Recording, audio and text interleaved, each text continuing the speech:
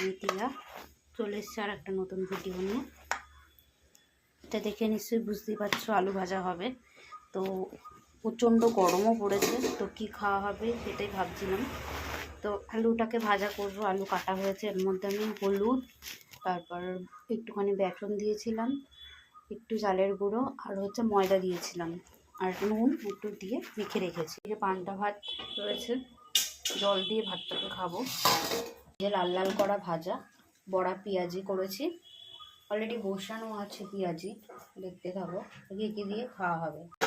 পান্তা ভাত কড়াইয়ের মধ্যেই থাকো। পান্তা ভাত, পেঁয়াজ কুচি, এটা পেঁয়াজি, আলু ভাজা আর একটু চানাচুর নিয়ে নিয়েছি, নুন দিয়ে দিয়েছি একটুখানি।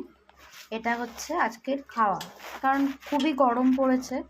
দুপুরে কি খাবো বা খাওয়া কি যায়, তেল মশলার থেকে পেট ঠান্ডাও হবে, শান্তিও খাওয়া দাওয়াতে বেশি। ব্যাস, এটাই খাওয়া দাওয়াটা করবো আজকে। ভিডিওটা ভালো লাগলে সাবস্ক্রাইব করে দিও আর পাশে থেকো। নতুন কোনো ভিডিওতে আবার দেখা হচ্ছে।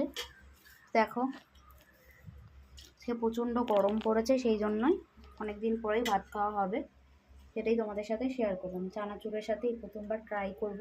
কে কে চানাচুরের সাথে ভাত খেয়েছো আমাকে জানিও কমেন্ট করে। অলরেডি মায়ের খাওয়া হয়ে গেছিলো, আমি বাকি আছি, তো আমাকে খেতে হবে এখন। টাটা, ভিডিওটা এখানে ক্লোজ করলাম।